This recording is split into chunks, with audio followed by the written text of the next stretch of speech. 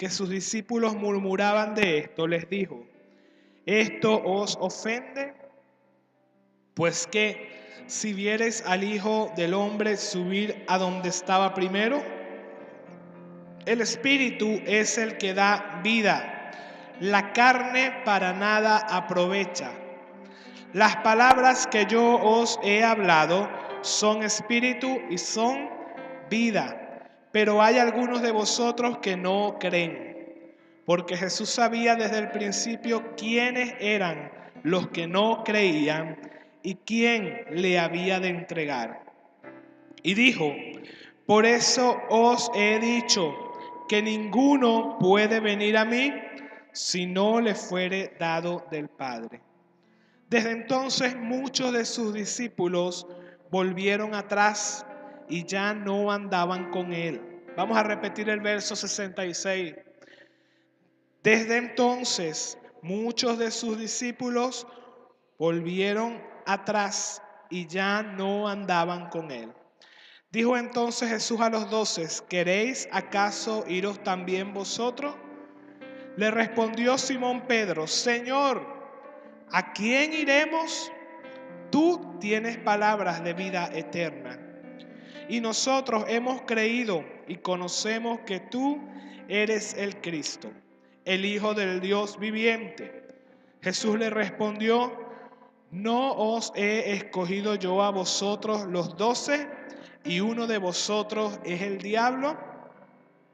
Hablaba de Judas Iscariote, hijo de Simón, porque este era el que le iba a entregar y era uno de los 12.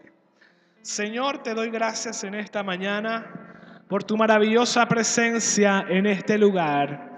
Gracias, Señor, porque yo sé que tú estás aquí en este día, oh Dios, para una vez más, Padre, confrontarnos con tu palabra, para una vez más, Señor, ser redarguidos, ser instruidos por tu palabra.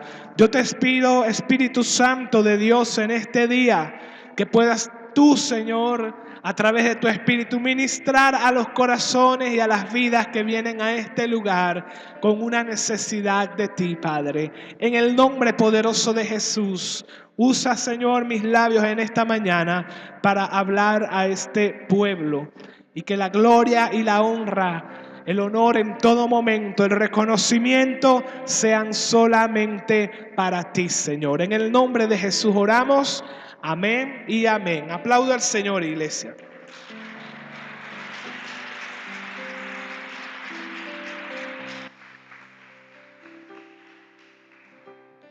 Es una palabra que quizás en otro momento hemos compartido, pero quiero enfocarme específicamente en el versículo que repetíamos, en el versículo 66, que dice: desde entonces muchos de sus discípulos volvieron atrás y ya no andaban con él. Desde entonces, muchos de los que seguían a Jesús, hubo un momento allí donde se rompió esa relación y ese seguir a Jesús. ¿Sabe, iglesia? Caminar en la dirección que Dios quiere que nosotros caminemos y llevemos nuestras vidas. Caminar por ese sendero que el Evangelio de Dios nos ha trazado, muchas veces resulta muy difícil para nosotros. Muchos son los que llegan y que en algún momento toman la decisión de seguir a Jesucristo. Muchos son los que en un momento se levantan y activan su fe para creer que Jesucristo es el Salvador de sus vidas. Pero lamentablemente también son muchos los que desisten de caminar, de transitar por este camino. Porque comienzan a levantarse las pruebas, porque comienzan a levantarse las dificultades. Y son muchos los que dicen: no, yo no puedo seguir con esto, yo no puedo seguir avanzando, yo mejor voy a volver atrás. Y en esta mañana el título de esta enseñanza es: no mires atrás. Yo te voy a pedir que veas a la persona que tienes a tu lado y le digas esto, díselo como un consejo, díselo desde el fondo de tu corazón: no mires atrás. Vamos, dígale al que tiene a su lado: no mires atrás. Una de las cosas que te puedo decir si me preguntaras en este día, hermano Agdiel, ¿qué es lo que nos podrías decir de estos, sacaba yo la cuenta, de estos 17 años caminando, transitando por este camino que el Señor nos ha mostrado?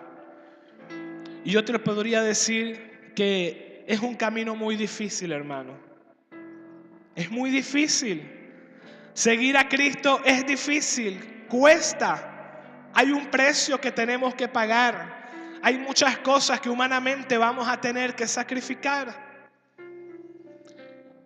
Muchas veces nos vamos a conseguir con palabras, nos vamos a conseguir con cosas que el Señor nos va a decir, nos va a confrontar, que van a ser dolorosas para nosotros, que van a ser fuertes para nosotros. Y que va a resultar que este transitar y que seguir adelante sea difícil.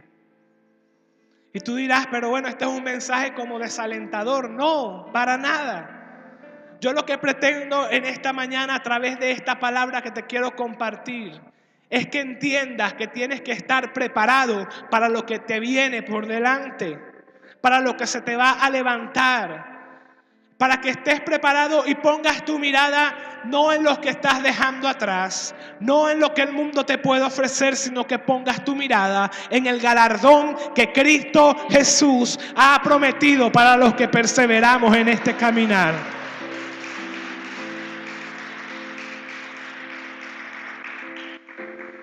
Solamente Dios en su inmenso poder, su inmensa soberanía, tiene la capacidad para conocer cuál es nuestro futuro, cuáles son las cosas que se van a levantar en nuestro andar. Solamente Él lo sabe.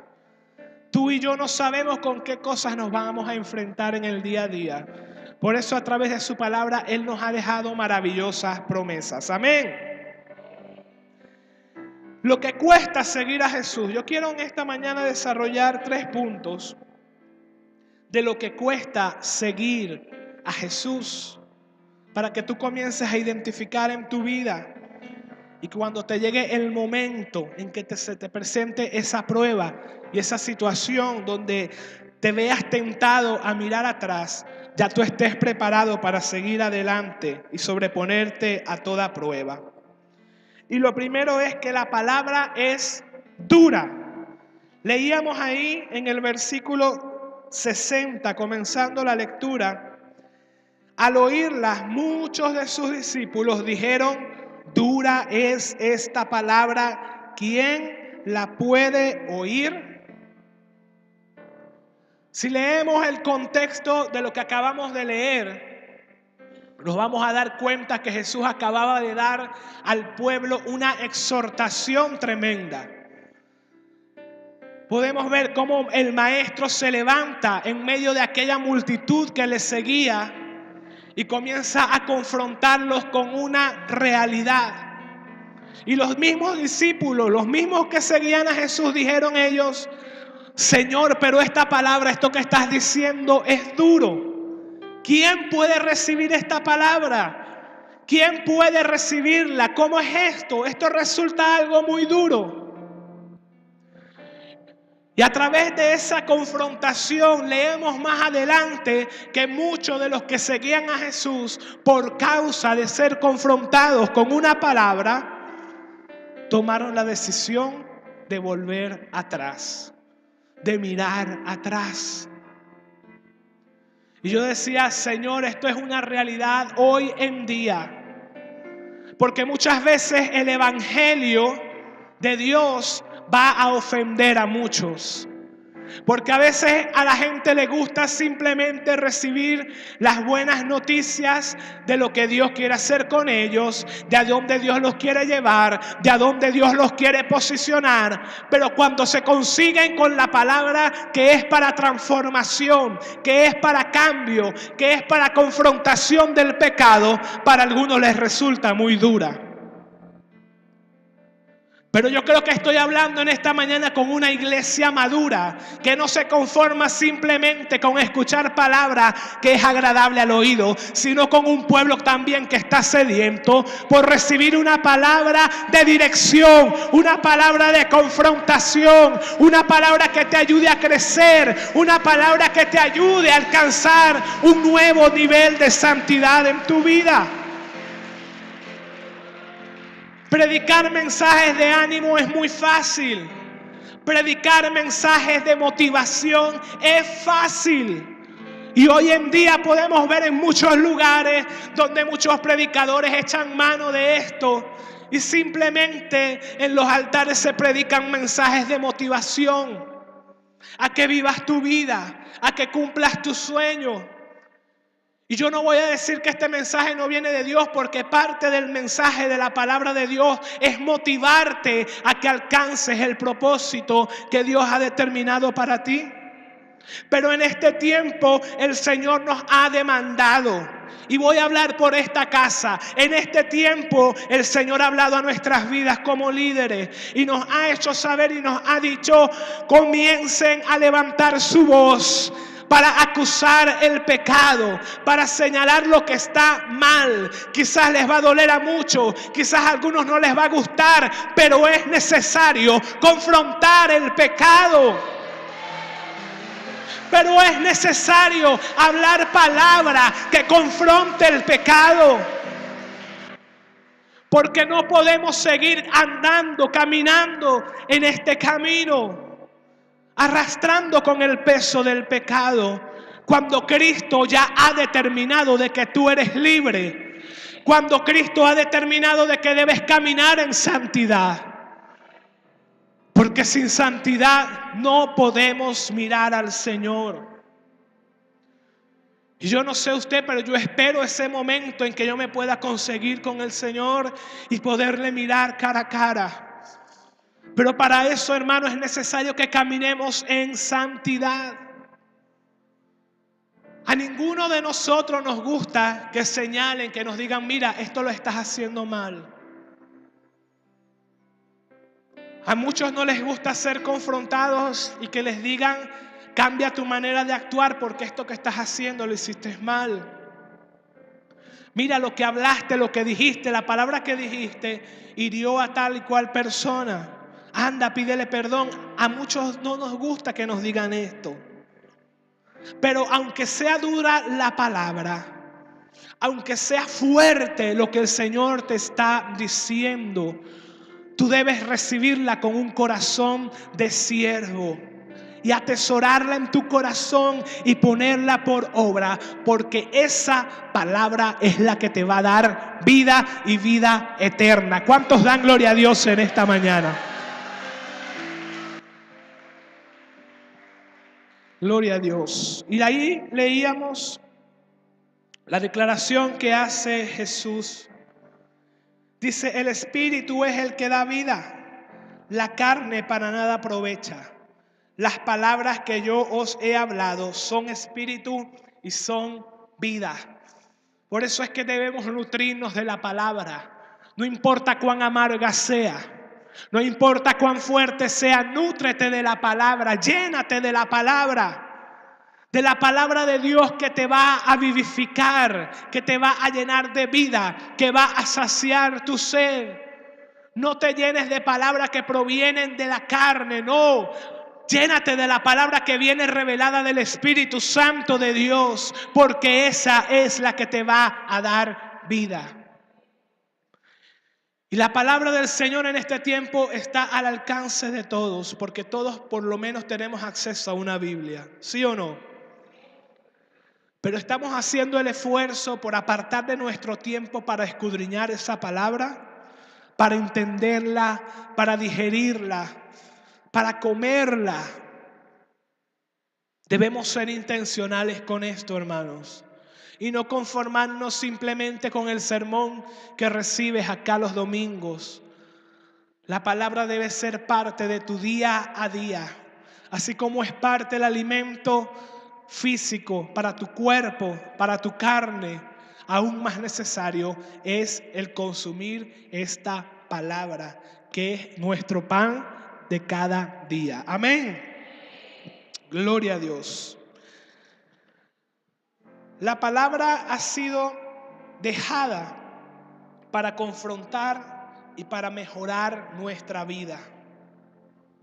Así que no importa cuán dura sea, cuando te consigas con esa palabra de confrontación, quizás va a conmover tus emociones, quizás va a conmover tu espíritu, quizás te va a partir, pero lo importante es que va a ser buena para ti.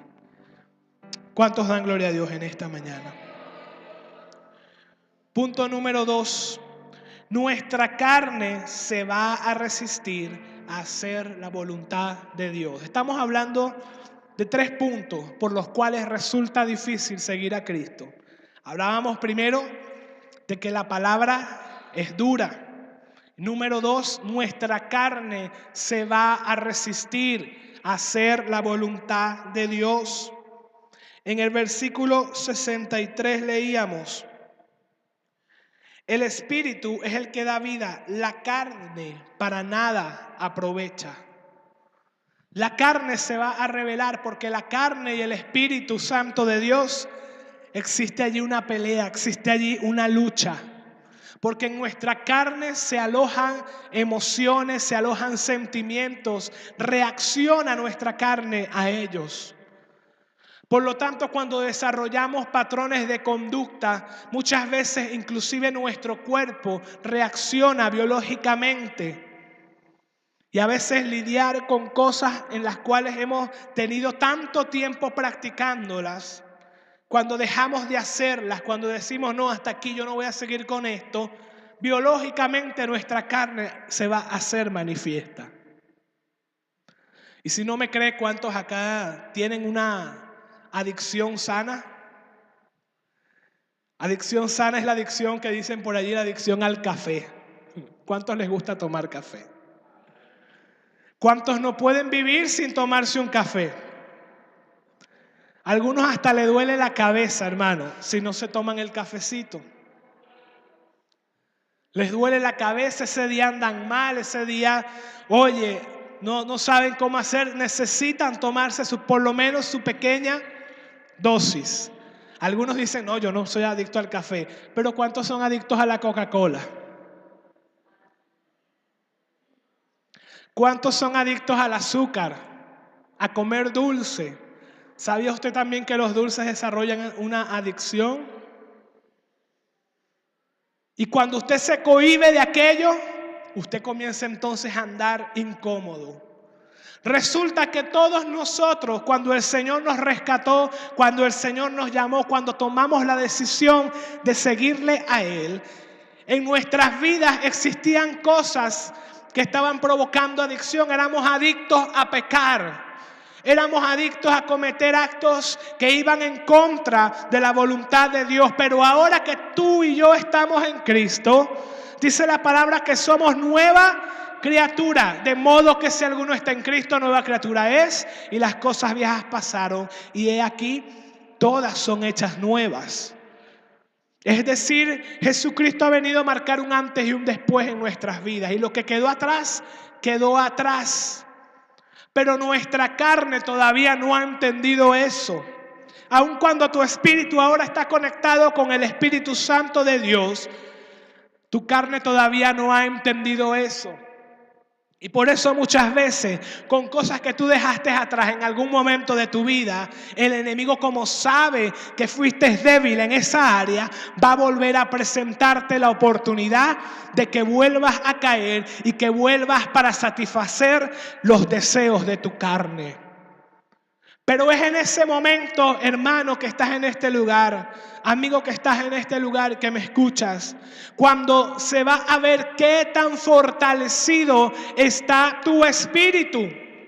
Porque es entonces donde tú vas a tener que tomar la decisión de decir, o cedo ante la tentación o me mantengo firme para agradar el corazón de Dios.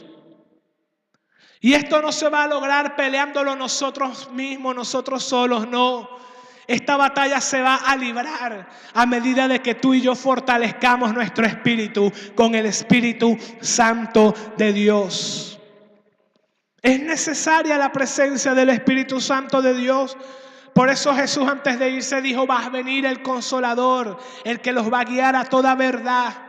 Él va a estar con ustedes y les va a mostrar todas las cosas. El Espíritu Santo ha sido dejado para nuestras vidas, para fortalecernos en el momento de la prueba. Pero si tú y yo no procuramos que nuestro espíritu sea fortalecido a través de la lectura de la palabra, a través de los tiempos de intimidad con Dios, es probable que cuando llegue el momento de la prueba, fracasemos. Me llama la atención que en algún momento estos discípulos iban caminando con Jesús y todos iban mirando a lo que Jesús quería llegar, quería alcanzar. Todos iban en pos de Él. Pero hubieron muchos que dijeron, cuando la palabra les confrontó, cuando vino el momento de la prueba, dijeron: mejor vamos a regresarnos. Y se dieron la vuelta y quitaron la mirada de lo que Dios había trazado para ellos. No mires atrás me recuerda a la historia que se consigue en Génesis capítulo 19, que nos habla de una mujer. Vamos a leerlo allí, Génesis capítulo 19.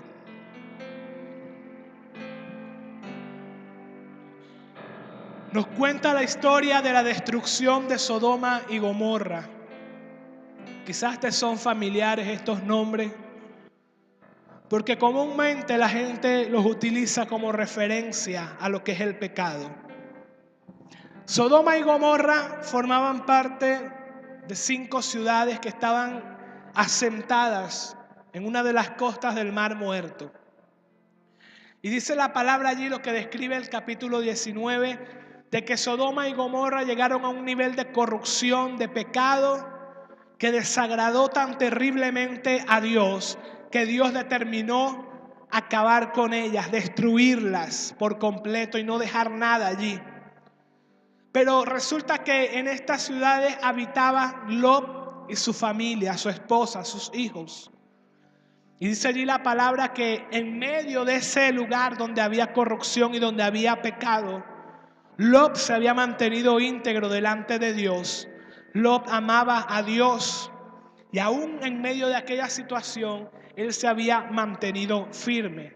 Por lo tanto, gracias a la intercesión que hizo su tío Abraham, Dios le dio la oportunidad a Lot y su familia de salvarse de esa destrucción. ¿Cuántos están acá? Les dio la oportunidad y envió mensajeros a aquel lugar. Dice la palabra, envió a unos ángeles para que le llevaran el mensaje y le anunciasen a aquella ciudad lo que había determinado el Padre hacer con ellos por causa de su pecado. Y era tan tremendo el pecado que había allí, el desenfreno, la inmoralidad, que los pobladores, cuando vieron que llegaron aquellos ángeles, aquellos hombres, dice que se aglomeraron en la casa de Lot y le dijeron: trae acá esos hombres, sácalos, porque queremos tener relaciones con ellos también. Imagínense el nivel de corrupción que había allí, de inmoralidad. Dice la palabra allí que Lot le dijo: oye, no hagan tal cosa, no cometan tal pecado. Si quieren, yo tengo unas hijas que son vírgenes, que son puras, yo se las entrego para que se acuesten con ellas, pero no hagan tal cosa con estas personas. Y ellos insistían, ellos querían tener relaciones con aquellos hombres. Sin embargo, cuenta allí la historia que no lo lograron, más bien allí comenzaron a forcejear con Lot para entrar en la casa a la fuerza. Pero dice allí que el poder se manifestó, el poder de Dios, y aquellos que estaban allí quedaron ciegos en ese momento. Por causa del pecado, por causa de lo que ellos querían hacer. Ya estaba dictaminado por parte del Señor que aquel pueblo iba a ser destruido. Y Dios le dio instrucción a Lot y le dijo: sal de este lugar, porque este lugar en pocos días va a ser destruido. Y la instrucción que los ángeles le dieron a Lot y a su familia. En el versículo 17 dice: y cuando los hubieron llevado fuera, dijeron: escapa por tu vida, no mires tras de ti, ni pares en toda esta llanura. Escapa al monte, no seas que perezca. ¿Cuál fue la instrucción que Dios les dio? Escapen por su vida. ¿Cuántos quieren salvar su vida? El Señor te dice en esta mañana, iglesia: escapa por tu vida.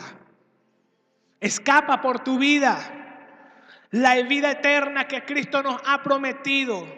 Debemos escapar del pecado. Debemos escapar de donde estamos, en el pozo del pecado. Escapar para poder alcanzar esa vida eterna que el Señor nos ha prometido. Pero dice la instrucción que le dieron los ángeles allí: escapa por tu vida, pero no mires atrás. No importa lo que estés dejando atrás. No importa quizás las cosas de valor, lo que tú consideras de valor. Escapa por tu vida, no mires atrás. No te detengas a contemplar lo que dejaste atrás. Mira delante de ti, vea la salvación que te está proveyendo el Señor, pero no mires atrás. Y dice la palabra allí que Lot con su familia salieron todos huyendo a un lugar, a una ciudad. Y cuando iban de camino, comenzó el Señor a destruir Sodoma y Gomorra. Comenzó la manifestación de Dios, comenzó a caer fuego del cielo. Y comenzaron, me imagino, a ver aquellas grandes explosiones en aquel lugar. Y todo comenzó a quemarse y todo comenzó a devastarse. Comenzó a destruirse aquella ciudad que habían decidido ir en pos del pecado. Y a pesar de la instrucción que Dios les dio de no mirar atrás, vemos más adelante en el capítulo 19, pero en el versículo 16, dice: entonces la mujer de Lot miró atrás, a espaldas de él, y se volvió una estatua de sal.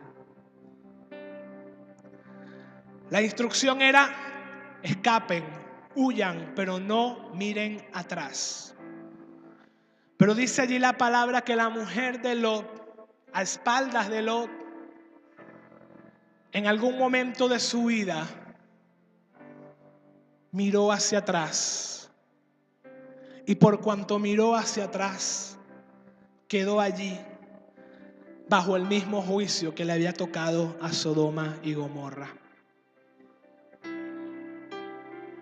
Qué fuerte esta palabra, y podemos decir: oye, qué tremendo. A pesar de que tenía para ella una palabra de salvación, a pesar de que el corazón de Dios había sido movido a misericordia por ella, a pesar de que Dios le había hablado y le había dado una instrucción, su corazón todavía estaba en Sodoma y Gomorra. Sus pensamientos todavía estaban en Sodoma y Gomorra. Su tesoro todavía estaba en Sodoma y Gomorra. Y la palabra no nos explica, no nos da mayor detalle de qué pudiese estar pasando por la mente de aquella mujer. Pero el hecho de desobedecer la voz de Dios para mirar atrás nos habla de que su corazón, de que su mente, sus pensamientos todavía estaban aferrados al pecado, al lugar donde había corrupción.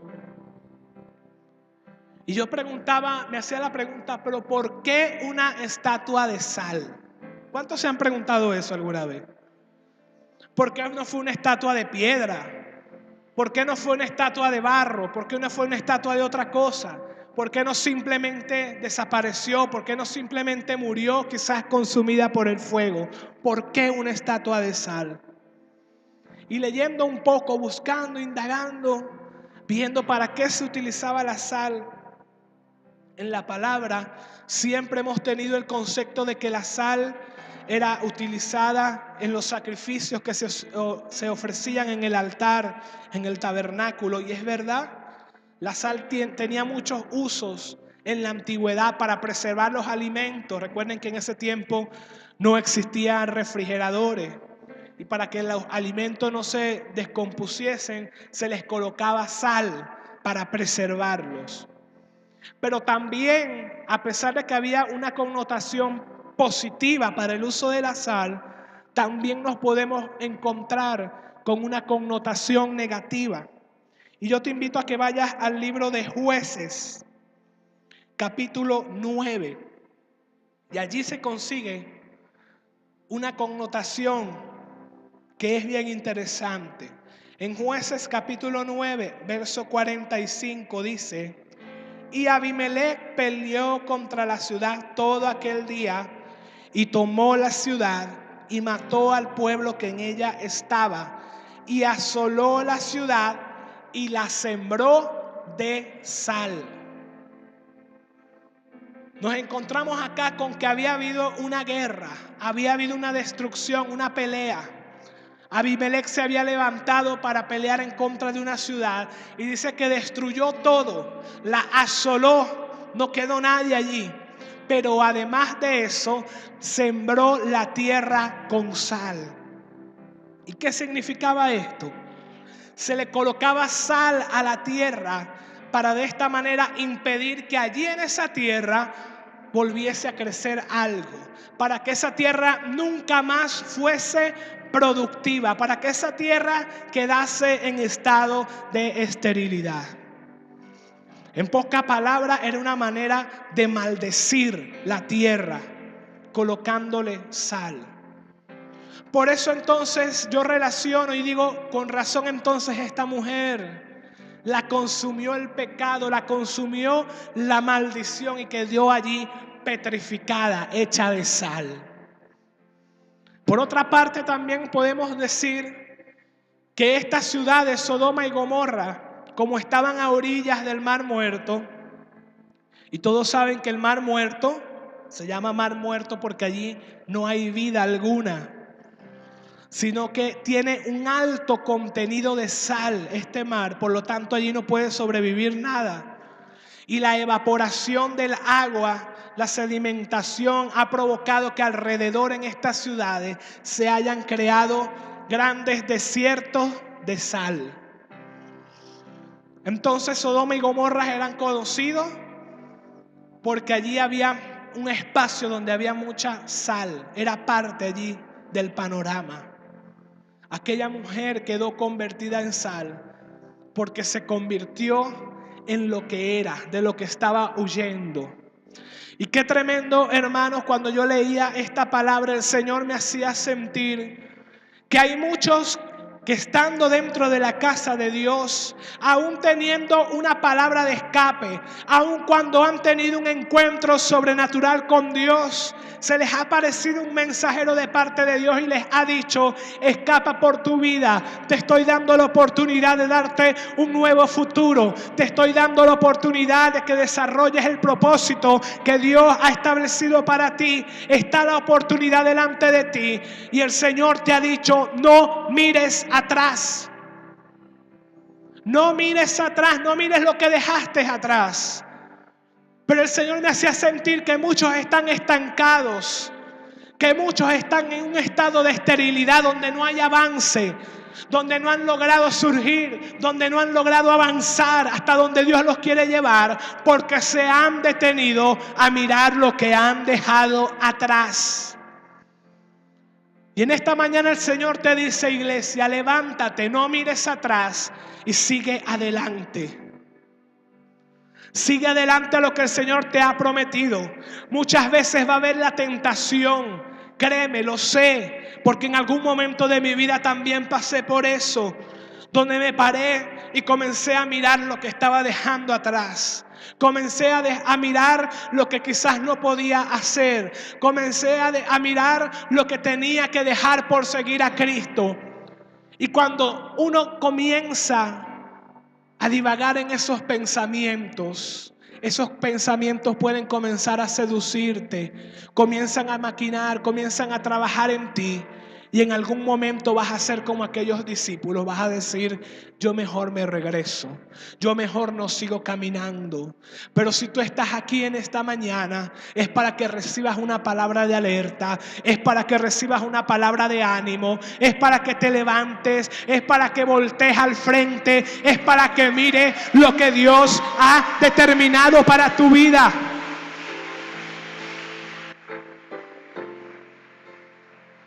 Y si tú eres uno de esos que has estado allí simplemente parado en el camino sin avanzar, sin progresar, sin seguir adelante porque estás mirando atrás, esta es la mañana donde el Señor te dice, tienes todavía la oportunidad de mirar adelante, de desprenderte de todo el peso, de desprenderte de toda atadura y correr a lo que Dios ha determinado para ti. La mujer de Lot simplemente tuvo una advertencia y no tuvo tiempo de más nada, sino que cuando miró atrás ya era demasiado tarde. Pero tú y yo tenemos la oportunidad que mientras la gracia, que mientras este tiempo de la gracia de Dios esté abierto, aun cuando miremos atrás, tenemos la oportunidad de volver a mirar hacia adelante. ¿Cuántos le dan gloria a Dios por la gracia del Señor? Aleluya.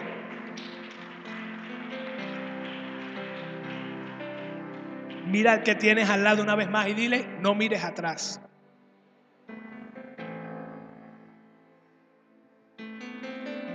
Punto número 3. Resulta más fácil seguir el camino del mundo. Hablábamos de las 3 razones que te quería explicar, que te quería compartir, de por qué seguir a Cristo es tan fuerte, tan difícil.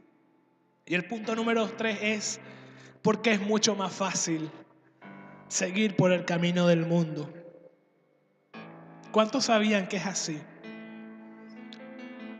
Dice la palabra del Señor en Mateo capítulo 7, 13 y 14.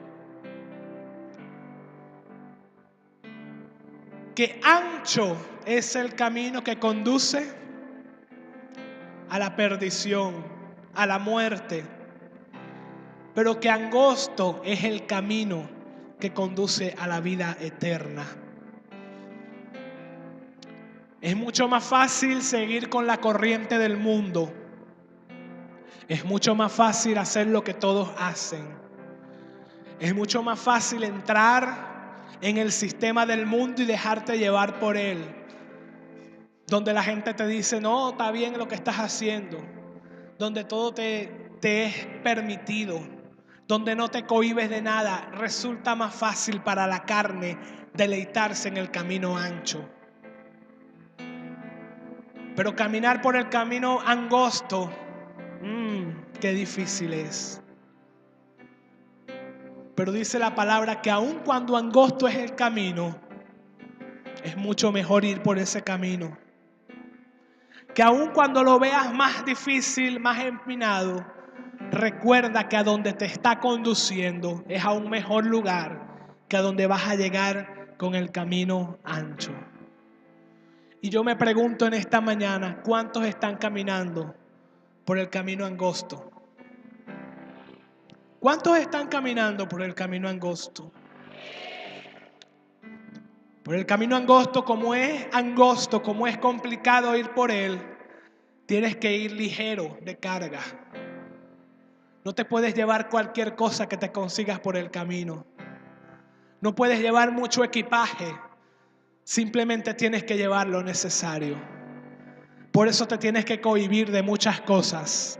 Por eso te tienes que desatar de muchas cosas. Por eso tienes que apartar de ti muchas cosas. Porque el camino por el que vas es angosto, es complicado y simplemente tienes que llevar lo que necesitas. ¿Cuántos están entendiendo la palabra en esta mañana? Me gusta como dice esta misma lectura, Mateos 7, versículos 13 y 14, en la Nueva Traducción Viviente, se los leo, dice: solo puedes entrar en el reino de Dios a través de la puerta angosta, la carretera al infierno. Y me llamaba la atención esto, como dice en esta versión, la carretera al infierno es amplia y la puerta es ancha para los muchos que escogen ese camino. Verso 14 dice: sin embargo, la puerta de acceso a la vida es muy angosta y el camino es difícil, y son solo unos pocos los que alguna vez lo encuentran.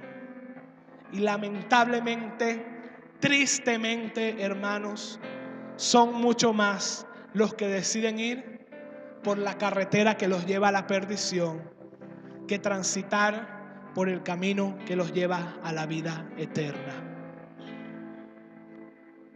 Yo quiero que tú te lleves esta palabra y la atesores en tu corazón, hermano. Y cuando te llegue el momento en que tienes que dejar cosas que quizás te duelen, cuando el Padre se levante, se ponga delante de ti, te diga, hijo mío, hija mía, tienes que dejar esto porque no puedes seguir avanzando si llevas esto a cuestas. Tú puedas entender que Dios lo está haciendo, porque para que puedas llegar al final de ese camino angosto, que es difícil, tienes que ir ligero de carga. ¿Cuántos dan gloria a Dios en esta mañana? No mires atrás, no importa cuán tentado estés para hacerlo, para volver al pecado. Tu decisión está anclada en Jesucristo. Tu determinación debe estar anclada en Jesucristo. ¿Cuántos dicen amén? Mirar atrás abre la posibilidad de dejarte seducir por el pecado que dejaste en el pasado. Segunda a los Corintios 5:17 dice que de modo que si alguno está en Cristo, nueva criatura es, que las cosas viejas pasaron y he aquí todas son hechas nuevas. Lo que Dios ha puesto delante de ti es un camino angosto, un camino difícil, pero Él ha prometido que en el transitar por ese camino, Él va a ir de tu mano. Nuestro Señor Jesús nos lleva de la mano. Podemos ir seguros, podemos ir confiados, porque es Él el que nos va llevando de su mano. ¿Cuántos pueden dar gloria a Dios en esta mañana? Yo te invito a que te pongas de pie, iglesia, en esta hora.